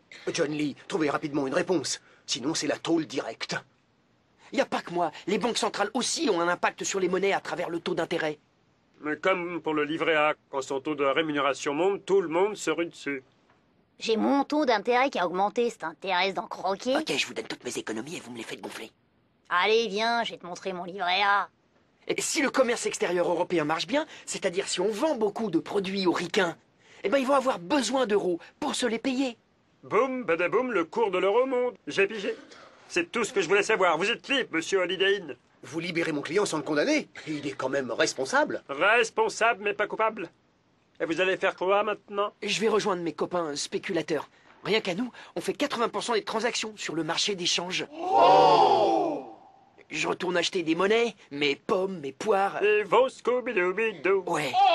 Allez, je vous invite tous à déjeuner. Acheter et vendre de l'argent. Voilà une bien curieuse activité qui rapporte visiblement. Mais toute médaille a son revers. Ce n'est pas Vishnu Mandragore, maître nageur sauveteur de monnaie, qui va dire le contraire. Le cours des monnaies, ça monte, ça descend comme les montagnes russes. Si on est fier d'avoir un euro fort, bonjour les conséquences sur nos exportations. Nos voitures coûtent plus cher aux acheteurs étrangers, donc on risque d'en vendre moins. C'est notre commerce extérieur et notre compétitivité qu'on prenne un coup sur la cafetière. Quand l'euro vaut 1,40 $, compétitivité. En un seul mot, bien sûr. Merci Vishnu, je laisse ici le cours des monnaies pour reprendre le cours de cette émission. Psst, réclame, Christian. Réclame quoi? Je n'ai besoin de rien. Non, réclame, c'est l'heure de la réclame. Ah, pardon, je n'avais pas compris. Tout de suite, une page d'annonce publicitaire. Vous aimez les pelouses taillées à ras. Vous n'avez pas le temps d'arroser votre gazon. Arrose-moi. Et vous détestez le jardinage. Oh, j'ai horreur de ça, ça me fait chemir. Alors vous n'avez qu'une solution. Achetez du gazon en plastique de chez Plastoc. Le gazon en plastique, c'est forcément pas de l'herbe. C'était un message de l'association des taupes qui butent. Aïe, contre le plastique.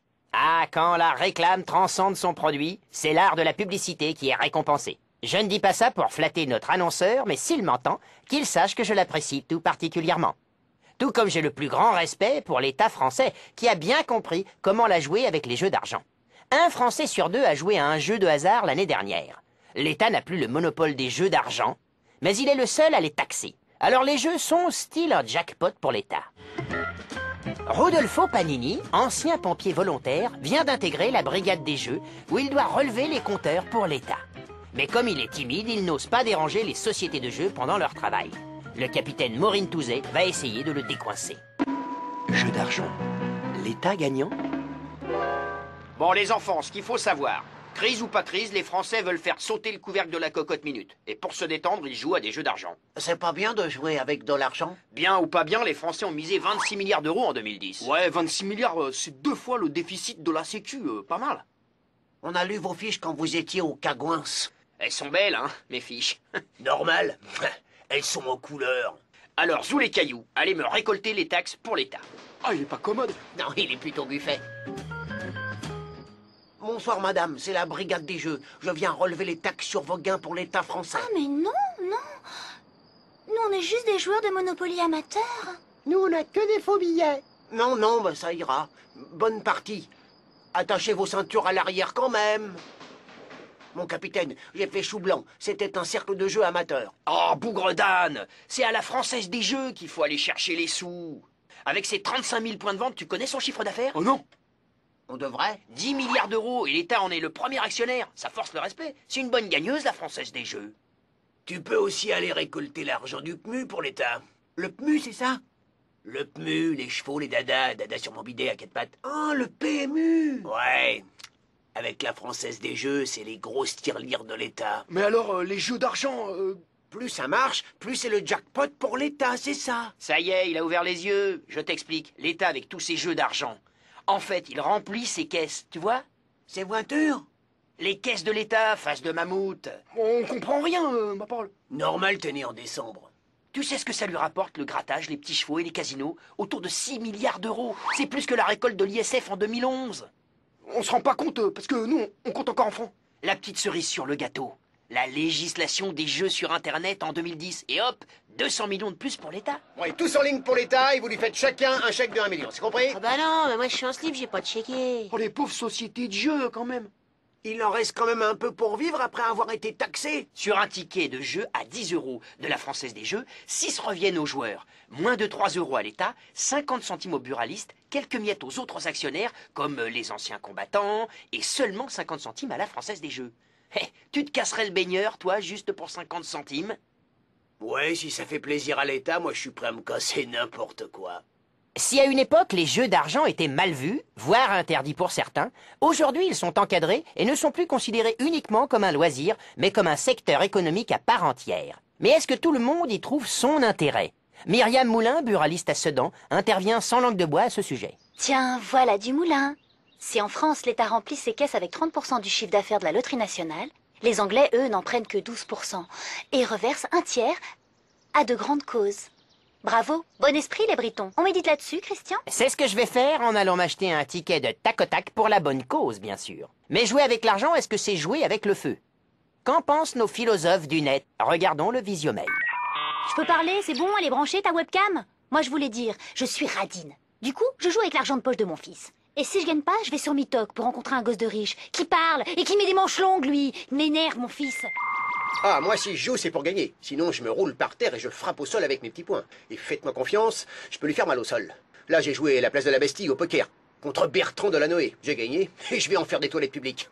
Oh, elles vont être belles, mes gogues, avec une belle chasse d'eau. Moi, j'ai gagné 30 000 euros au PMU. Je me suis fait un petit plaisir, je me suis acheté une paire de menottes. Et de temps en temps, je m'attache. Oui, et surtout, ne perdez pas les clés. Ça peut toujours servir.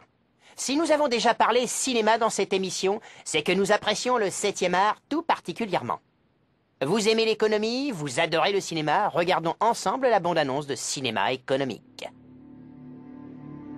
Des hommes rigoureux qui n'ont peur de rien. Je prends le bilan 2009, tu prends le bilan 2010. Des professionnels qui ne reculent devant aucune mission. Monsieur Madoff, on vous propose un état complet de vos comptes. Quoi? Je disais, on vous propose un état complet de vos comptes. Quoi? Il est sourd. Des types vachement sympas. On vous fera une seule facture payable en 27 fois. Des types qui n'ont peur de rien. Sans moi ça, c'est des actifs pourris. Ah ouais, ça sent un peu le fond de godasse. Les experts comptables à Manhattan. Enfin un film qui n'a pas peur des chiffres. 507. Enfin du cinéma mieux que James Bond 007. Sans plus tarder, nous poursuivons avec le prochain sujet, un sujet dangereux, sauvage et beau à la fois. Je veux parler du crédit à la consommation. Consommer, c'est un petit peu notre sport quotidien. Mais si on n'a pas les moyens de s'offrir le nouveau blouson en cuir ou la nouvelle télévision en bois exotique, on peut emprunter de l'argent aux sociétés de crédit à la consommation. 30% des Français utilisent ce service pour financer leurs dépenses courantes. C'est l'histoire d'Aladin Portefeuille qui adore souscrire de nombreux crédits financiers. Le surendettement ne lui fait pas peur. Chérie, j'ai pris un crédit pour l'hélico et pour l'avion de chasse si on va à la chasse. Il rêve même de gagner le championnat du monde des familles endettées. Hésitant sur la stratégie à suivre, il est allé voir Hippolyte Gilardot, vendeur d'huîtres à crédit en altitude. Une bien belle histoire en somme.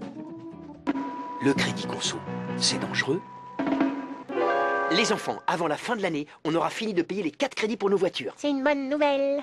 Oui, on va pouvoir acheter 4 nouvelles voitures. On n'a pas besoin de nouvelles voitures. Non, on a besoin de nouveaux crédits pour pas perdre le rythme. Donc on achète des voitures avec un crédit à taux fixe, Allez. remboursé tous les mois, affecté à cet achat. Prêt. Tu sais bien, Martin, papa adore acheter à crédit. Moi, demain, je fais un vide-grenier chez moi. Il y a plein de trucs inutiles que vous pourriez acheter. Je t'achète tout. La vache. Avec un crédit à la consommation non affecté. Je fais ce que je veux. Je peux acheter une machine à laver, faire des travaux chez moi. T'as moyen de te faire plaisir. Ouais, mais je m'inquiète un peu. Est-ce que tous mes crédits vont suffire pour gagner la médaille d'or du foyer le plus endetté?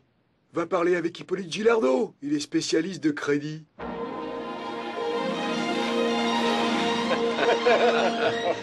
Ils sont débiles, tes gosses. Dis-moi, Hippolyte, c'est vraiment bien de vivre à crédit? Ça soutient la consommation quand l'économie est en crise et le pouvoir d'achat en berne.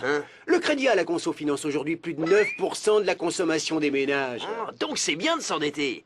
Effectivement, tu peux t'en recoller une couche et du plus coriace. Si tu prends des crédits renouvelables, le crédit revolving. Ah oui, cette réserve d'argent qui se reconstitue à chaque remboursement. Et qui est reconduite chaque année d'un commun accord avec la banque. Ouais, c'est aussi un crédit dont le taux en moyenne est 2 fois plus élevé qu'un crédit classique. C'est un puissant fond qui peut mal finir. En gros, c'est quoi sa particularité? Comme un restaurant où on te sert à manger à volonté, du matin au soir, pour que tu manges sans jamais t'arrêter et que ton addition augmente à l'infini. Allez, Jacqueline, quoi? T'es pas à 3 kilos près? Allez, reprends du flanc. C'est une belle addition. Non, addiction plutôt. En France, il y a 43 millions de crédits revolving. Certains foyers peuvent en avoir jusqu'à 8 et ne plus s'en sortir, bien évidemment. Les crédits revolving, c'est 82% des dossiers de surendettement à la Banque de France. C'est décidé. Je vais offrir des crédits à toute ma famille, comme ça je suis sûr de faire un podium au mondial des familles endettées. Allez, va t'acheter un Airbus. Youpi! Papa, c'est vrai qu'on n'aura pas de cadeau cette année pour Noël? Ouais. Vous aurez chacun des crédits revolving pour dépenser de l'argent qu'on nous prête. Ça, c'est si on veut rattraper les foyers américains. Et un jour, vous me direz merci. C'est beau l'esprit de famille quand tout le monde est sur la même longueur d'onde. En France, les crédits des ménages ont beaucoup augmenté ces dernières années. Mais ils sont moins élevés qu'en Angleterre, Allemagne, Espagne et surtout aux États-Unis. Anisette Chopin, voyante en crédit, a un avis pas piqué des hannetons. Alors oui, il va des rétro-pédalages, mais je voudrais quand même mettre un petit bémol. C'est aussi un moyen de financement essentiel pour certains secteurs de l'économie. Pour la vente par correspondance, c'est 40% du chiffre d'affaires et 10% pour les grands magasins. Eh ouais, ils trouvent leur compte avec vos comptes en banque. Merci Anisette. Un jour peut-être moi aussi je proposerai mon crédit personnel pour mes amis consommateurs. Le crédit revolver. Si tu me rembourses pas, je te tire dessus. Alors petite parenthèse qui s'adresse à l'équipe de production de cette émission. Vas-y, Christian, on t'écoute. Je voulais juste savoir si je ne brillais pas trop sur le visage, car j'ai la désagréable sensation de perler au niveau du front. Mais non, mon Christian, t'as le front populaire, et je te rappelle que t'es en HD, ça fait plus vrai. Bah si je suis en HD, alors dis-le-moi, mon piwi. Top, ça y est, Christian, t'es en HD. Et je suis tellement bien en HD. Comme le dernier sujet de cette émission, qui va nous faire voyager sur ce continent qui me fascine, l'Afrique. Longtemps considéré comme le continent des guerres et des famines, l'Afrique connaît aujourd'hui par endroits des pics de croissance à 2 chiffres. De nouveaux tigres africains seraient-ils en train d'émerger? Louis Pasteurisé, marchand d'art de Strasbourg, voudrait ouvrir un magasin en Afrique, car il a entendu qu'elle avait de l'avenir. Mais il a peur. Mon ami Jean-Paul Zeus, ethno-psychobanquier d'affaires, l'a rassuré. Afrique, quelle croissance pour demain?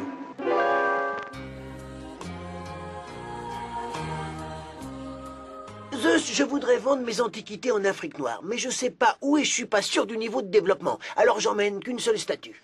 Vous savez, après avoir été la main-d'œuvre gratuite du Nord, puis sa réserve en ressources naturelles pendant des siècles de colonisation, l'Afrique noire semble avoir trouvé ses propres moteurs de croissance. Je vendrai ma statue en plusieurs morceaux, après on verra. Je vais vous donner des chiffres pour vous rassurer. En 2011, la croissance de l'Afrique subsaharienne devrait atteindre en moyenne 5,2%. Comparé aux 1,6% des Européens, c'est pas mal.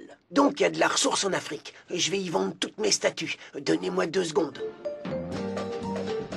Wilfried, vous tombez bien. Changement de programme, on va tout miser notre commerce en Afrique. On emmène tout notre stock de statues, faut les emballer. Mince, j'ai plus de papier bulle pour emballer. Prenez du papier toilette, j'en ai plein dans mon bureau. Jean-Paul, je sais que vous touchez votre bille pour tout ce qui concerne l'Afrique, mais c'est sûr que la crise économique mondiale l'a pas affaibli récemment, vous êtes sûr? La crise, c'est pour la France et ses copains du Nord. Comme l'Afrique subsaharienne ne fait pas vraiment partie du système financier mondial, elle a évité la contagion. Waouh, c'est tout? Non, je ménage le suspense. Une nouvelle classe moyenne émerge et elle consomme. En Afrique du Sud, locomotive du continent, mais aussi au Ghana, Nigeria, Kenya, Sénégal et en Ouganda. Ah oui, et moi quand je suis allé pour trouver un local, j'ai vu beaucoup de Chinois là-bas. C'est normal ça, des Chinois en Afrique? Dans la mesure où ils ont investi comme des dingos environ 9 milliards de dollars depuis 10 ans dans les mines et l'industrie, oui, on peut dire que c'est normal. Mais, il y a un mais. Ah là, vous me faites peur, j'adore ça. C'est pas parce que t'as une croissance bien costaude que t'es devenu riche pour autant. L'Afrique part de très bas et elle a encore du chemin à faire pour rattraper les pays développés. D'accord, mais est-ce que vous croyez que l'Afrique pourrait émerger comme le Brésil ou l'Inde? Oui, les pays d'Afrique subsaharienne pourraient bien devenir les prochains pays émergents. Plus forte croissance en 2011 et 2012, les BRICS avec dans l'équipe. Chine, Brésil, Inde. Russie et Afrique du Sud avec 6% de croissance, suivi de l'Afrique subsaharienne. Très loin derrière, la France et l'Europe en général. Alors j'ai choisi, j'emmène toutes mes statues au Ghana, je vais faire de bonnes affaires. Excellent choix, le Ghana. Grâce à ses ressources, en pétrole, en cacao et en or, il va enregistrer un record à 13% de croissance en 2011. Tu vois, l'Afrique a encore de quoi nous surprendre. Je vais quand même m'emmener une paire de tongs bleus là-bas, pour que mes doigts de pied soient bien à l'air. Quand certains se développent, d'autres toussent encore. Sidonia Vargas, haltérophile et journaliste à Un Jeu les Échos, le confirme. L'Afrique est en croissance, certes, mais il ne faut pas oublier que pour se développer, l'économie a besoin d'un contexte politique et social stable. Dans de nombreux pays, c'est pas encore gagné. Et je vous parle pas des gouvernements corrompus qui détournent la richesse du pays. Bref, l'Afrique est encore fragile. Je vous laisse, je vais soulever des petits poids. Merci Sidonie. J'irai moi-même en repérage au Nigeria pour développer mes activités de présentateur et surtout pour mes vacances. Attention aux âmes sensibles. Éloignez les enfants du poste de télévision. Ceux qui vont suivre ne prennent jamais de vacances et c'est peut-être pour ça qu'ils sont dans cet état de nerfs. Vous les avez reconnus, je n'ai pas besoin de les nommer, mais je le fais quand même. Les Eric. Je vais te poser des questions, tu me réponds du tac au tac. D'accord. Alors, qui veut la peau des banques françaises? Les anglo-saxons. Et pourquoi les monnaies bougent? À cause des taux d'intérêt. Jeu d'argent, l'État gagnant. Oh, bah t'as raison. Le crédit conso, c'est dangereux. Oh oui. Afrique, quelle croissance pour demain? Eh ben, une belle croissance. Non mais attends, Nemours, tu veux en venir où, là? Je voulais simplement prouver à la production que leur émission de Charlot, on pouvait la torcher en 30 secondes. Comme ça, derrière, on peut faire un vrai débat de fond. Et on parlerait de quoi dans ton émission? De moi? Ah ouais, ça serait pas mal. Et on parlerait un peu de moi quand même? Non. Je suis toujours soulagé de savoir qu'ils sont sur un autre plateau, car je pourrais avoir envie de leur coller une mandale juste pour le sport. Je vous remercie de nous avoir suivis. Il est l'heure de retourner jouer aux billes avec vos pilules. Rendez-vous à bientôt pour une nouvelle thérapie économique du Dr Cac, en 3 lettres, comme C'est assez clair. Bonsoir. Top, ça y est, Christian, t'es en HD. Bonjour, je suis Christian Cac, docteur en économie. Cac en 3 lettres, comme C'est assez clair. Et avec moi, l'économie va le devenir. Assez clair, bien sûr. Vous aimez le dicton « En mai, fais ce qu'il te plaît » Vous êtes en revanche moins friand du « En automne, paye tes impôts locaux ». Pourtant, ces impôts représentent un gros poste de recettes pour les collectivités locales. Mais à quoi servent ces taxes? Gabi et Marguerite Poutrel, un jeune couple avec 2 enfants, viennent d'acquérir une maison. Marguerite est très fière de cette acquisition et très à cheval sur l'utilité des taxes liées à son nouveau statut de propriétaire. Son mari étant une buse à ce sujet, il leur fallait un pro. Qui mieux que Louis-Michel Coyote, inspecteur des impôts à la retraite de Russie, pour les briefer. À quoi servent les impôts locaux? Gabi, je veux qu'une bonne fois pour toutes, tu appelles ce monsieur Coyote. Ouais. Tu sais que ces histoires de taxes sont très importantes pour moi, et je n'ai même pas trouvé un moment pour t'enseigner. Alors, ou tu l'appelles immédiatement, ou je te dégomme sur le champ les peaux grises immondes que nous a offert ta mère pour la crémaillère. C'est bon, tu dégommes rien du tout, je l'appelle. Oui, monsieur Coyote, c'est monsieur Poutrel.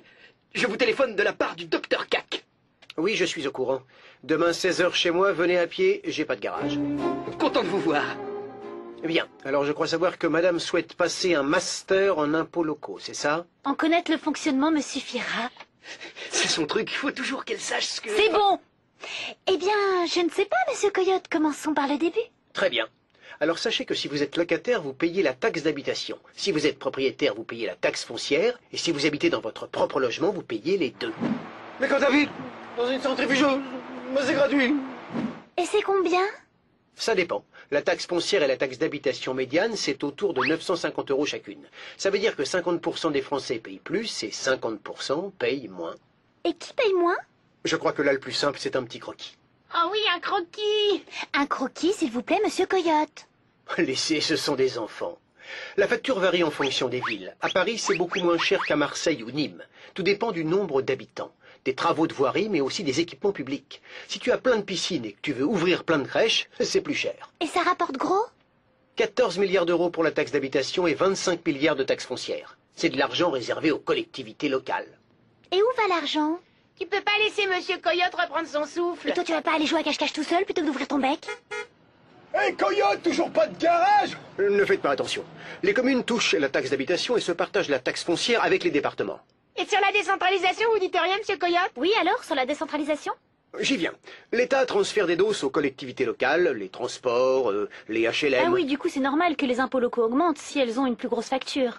Et pour 2011, on a pris gros dans les gencives? Oui, oui. Pour les propriétaires, les départements ont relevé la taxe foncière de 1,5% et les communes de 1,3%. Merci, Monsieur Coyote. Je me sens un peu moins tarte que ce matin. Doucement sur la pelouse, les enfants. En ce moment, j'habite chez une copine, alors je ne suis pas trop préoccupé par ce genre de considération. Blague à part, je note que nous n'avons parlé que des particuliers. Quid des entreprises? Jean-Pierre Fougemas, taxidermiste et fiscaliste professionnel, voudrait pousser un cri. En 1975, entre deux disques de Santana, des potes à moi ont créé la taxe professionnelle et ils l'ont supprimée en 2010. Pourtant, c'était une des ressources premières des collectivités locales. En 2009, elles avaient rapporté 22 milliards d'euros. À présent, elle est surtout compensée par des versements de l'État. La même chose, en pas pareil. Moi, on m'a taxé mon portable, et ça, c'est pas très professionnel. Voilà, il est l'heure de retourner jouer aux billes avec vos pilules. Notre programme est terminé. Rendez-vous demain pour une nouvelle thérapie économique du docteur CAC en 3 lettres. CAC, comme c'est assez clair. Bonne soirée.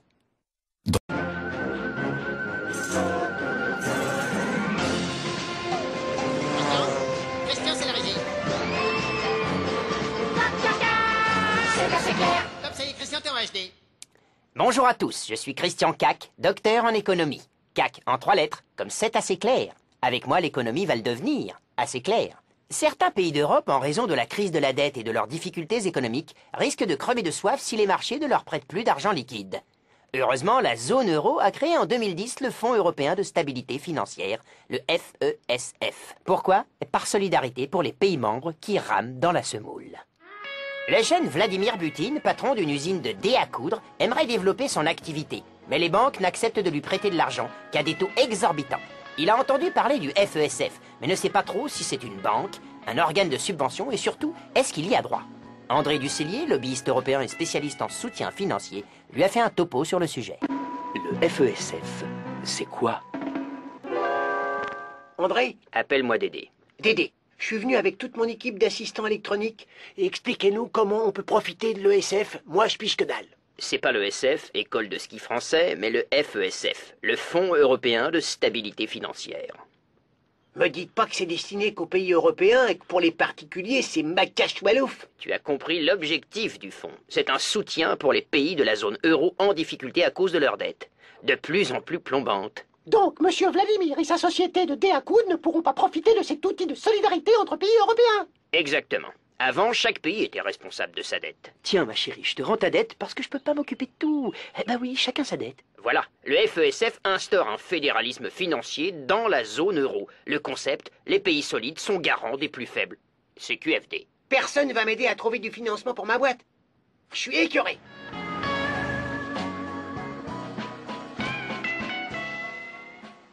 Dédé Ducellier voudrait finir son topo. Il dit que c'est intéressant de l'écouter jusqu'au bout. Alors je reviens s'il dit que c'est intéressant, sinon je me barre. Faites fils à Dédé. Dans le fond, ce fonds, c'est quoi? C'est comme une caution parentale quand tu prends un appart pour rassurer le proprio. Si tu peux pas payer ton loyer, tes parents sont derrière. Écoute, je suis déjà caution pour ton appart. Là, je serai pas caution pour ton paquet de pâtes, compris? Donc le FESF, ça rassure les créanciers et comme ça, ils ne prêtent pas un taux d'intérêt démoniaque? Elle ramène-toi à la religion. Son père était garde du corps de l'archevêque de Mantes-la-Jolie. Très belle ville. J'y ai joué au ping-pong en double au gymnase Paul Gut. Et vous avez gagné? C'est une longue histoire. En tout cas, vu comme c'est la zone économiquement, il a intérêt à avoir un fonds solide, ce fonds, s'il y a un coup de Trafalgar en Europe. T'inquiète, son fonds de culotte est solide avec plusieurs centaines de milliards d'euros apportés par les pays les plus en forme de la zone euro. La France, l'Allemagne et tutti quanti. Je suis sur le derche avec tous ces chiffres. Et à part garantir les dettes, il fait quoi le FESF? Il peut emprunter sur les marchés. Pas cher, car il est solide. Et prêter à un pays mal en point pour pas que ce dernier ne se ruine sur les marchés. Ça me plaît.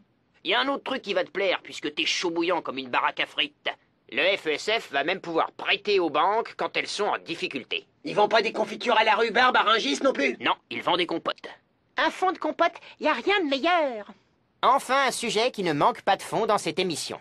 Mais à quoi bon une nouvelle institution puisqu'il existe déjà la Banque Centrale Européenne? Loulou Martingale, journaliste au magazine L'Europe pour les nuls, nous l'explique. Mes amis, la Banque Centrale Européenne est bien contente que le FESF récupère les résidus financiers des pays européens à la rue. Parce que petit 1, elle n'a pas le droit de prêter aux États, et petit 2, ça lui fait mal d'acheter de la dette sur les marchés. Alors merci qui? Merci le FESF. Merci Loulou, vous nous avez ouvert les yeux sans toucher le fond des pupilles. Voilà, il est l'heure de retourner jouer aux billes avec vos pilules, notre émission est terminée. À demain pour une nouvelle thérapie économique du Dr Cac en 3 lettres, comme c'est assez clair. Bonne soirée.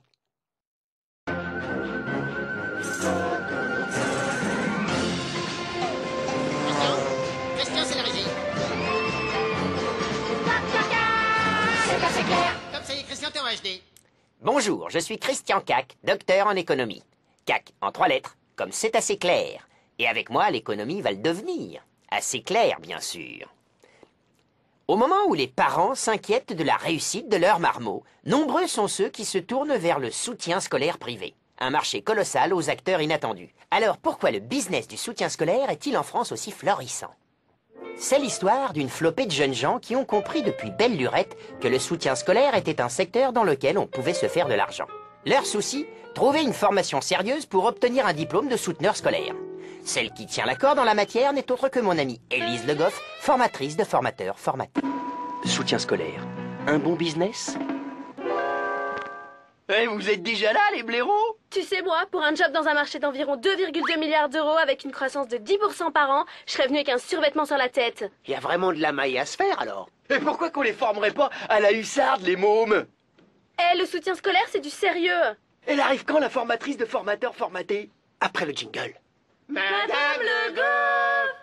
L'éducation est devenue un produit comme les autres, donc on applique toutes les stratégies marketing possibles.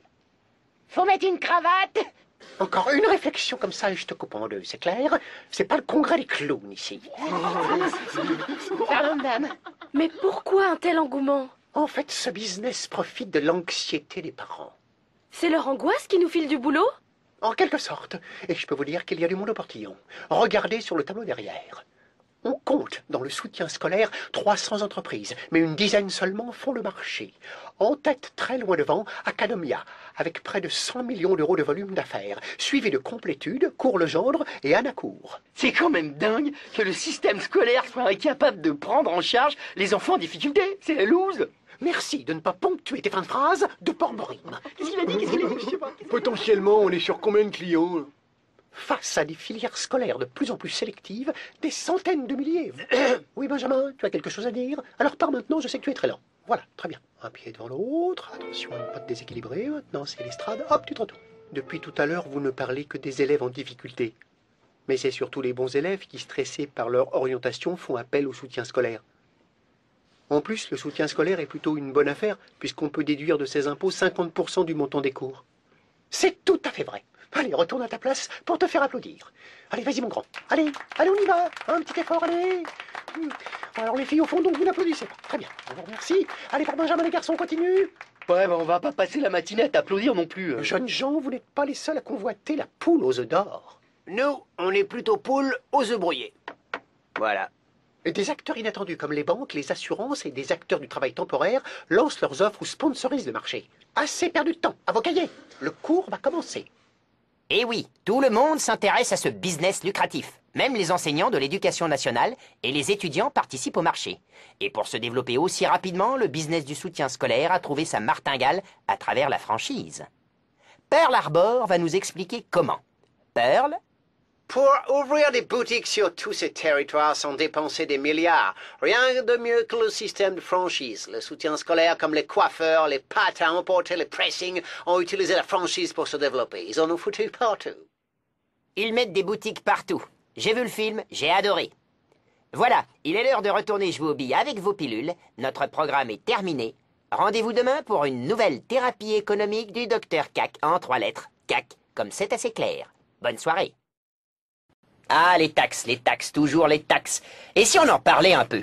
Dans un contexte où l'État cherche partout des sous, il est tenté de créer des taxes à qui mieux mieux. Dernier projet, la taxe sur les transactions financières. Mais rassurez-vous, elle ne touche ni les particuliers, ni les entreprises. Mais alors, qu'est-ce que c'est? C'est l'histoire de Luc Martin Truffier, courtier la semaine pour faire vivre sa famille, et épicier le week-end pour faire plaisir à sa famille. Toutes ces rumeurs de nouvel impôt sur les transactions financières l'inquiètent. Pour le détendre, j'ai mis à sa disposition mon ami François Calmos, antispasmodique à domicile. Peut-on taxer les transactions financières? Mais enfin, laissez-le passer. Très heureux, monsieur Calmos. Vite, allons à l'intérieur. Ce sont des amis traders et ils tenaient absolument à vous rencontrer. Voilà. Vous avez les toilettes, s'il vous plaît? Oui. Oui, tout à fait. Au fond, sur votre gauche. Il vaut mieux être à son aise pour entamer une discussion sérieuse sur l'avenir des flux financiers. Merci. La lumière est à l'extérieur. Merci. Madame Calmos. Ne touchez pas, c'est ma femme. Vous avez l'air inquiet de ma présence. Pourtant, ce n'est pas le but. Si, très inquiet. L'État cherche par tous les moyens à remplir ses caisses vides. Oui, taxer la finance lui apparaît donc comme une riche idée. Blaireau. Mais quoi? Je savais qu'un jour les transactions financières seraient taxées, mais là je ne dors plus. Et sur des pics d'angoisse, je joue de l'accordéon. Je comprends, oui. Comment l'apaiser? Tocard. Mais quel est l'imbécile qui a mis ça sur la table? C'est la Commission européenne qui a proposé de la mettre en place sous l'impulsion de la France et de l'Allemagne. S'il commence à mettre le nez dans les flux financiers, ça va mal se terminer. La taxe touche 85% des transactions financières. 85% rien que ça. Il faut que je résoudre de l'accordéon. Faut que je résoudre. 2 secondes. La taxe s'appliquera aux banques, aux bourses et aux fournisseurs de services financiers. Et un service financier... Vote! C'est pas possible. Vous m'arrachez la peau. Et ça va concerner quelle opération? Eh bien, les échanges de titres, c'est-à-dire les ventes et les achats d'actions et d'obligations. Ils seront taxés à environ 0,1%. Et ça peut bouger. Enfin, je veux dire, ça c'est... C'est un taux plancher que chaque État est libre d'alourdir à sa guise. Pour vous, 0,1%, c'est peut-être un détail, mais pour moi, sur l'ensemble des transactions, ça veut dire beaucoup. Ces prélèvements sont suffisamment bas pour ne pas empêcher les flux financiers de se développer. En revanche, cela peut éventuellement dissuader les pratiques financières trop spéculatives. Un demi-carambar, s'il vous plaît. Et qui seront les premiers bénéficiaires de mon ulcère? Le budget de l'Union européenne pour plus de la moitié. Le reste ira directement aux États membres. Vous ne donnez pas le chiffre pour m'épargner. 55 milliards d'euros par an. Mais c'est encore loin des 200 milliards espérés par les puristes. Alors je préfère me couper un doigt plutôt que de subir la taxe des flous. Enfin, soyez raisonnable. Une fois que vous aurez mis le doigt dans le flux, c'est l'engrenage. Détendez-vous, Luc Martin, l'idée de taxer la finance ne date pas d'hier, mais de 1972. C'est mon ami James Tobin, prix Nobel d'économie, qui avait lancé l'idée. J'ai justement son demi-frère en ligne, Batman Tobin. Croyez-moi, la taxe, c'est pas pour demain. Ces détracteurs scandent que les capitaux vont fuir l'Europe. La Grande-Bretagne a déjà dit que c'était niette. La Suède, les Pays-Bas et la Pologne sont pas enthousiastes. En plus, le vote n'est pas avant 2014. Alors même moi, j'y crois plus. Tobin or not Tobin, l'avenir nous le dira. Il y a dans cette émission 2 oiseaux qu'on pourrait taxer d'inutiles pour l'avancée de l'humanité. Malheureusement, on a un quota d'imbéciles heureux qu'on est obligé de laisser parler. Voilà de qui on a hérité. Des Eric. Hier, j'étais tranquille en slip et je regardais l'ardif du docteur K.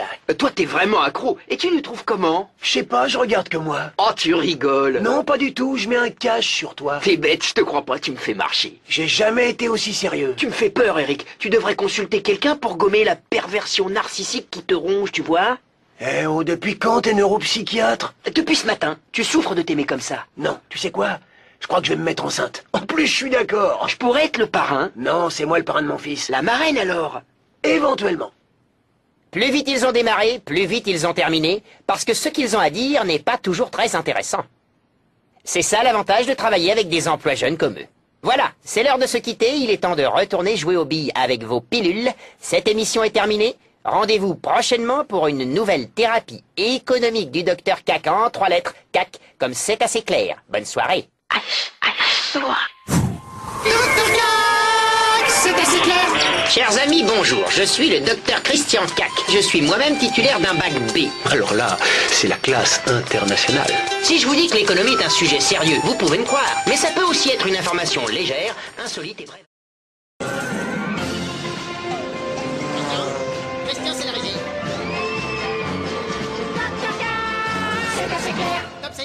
HD.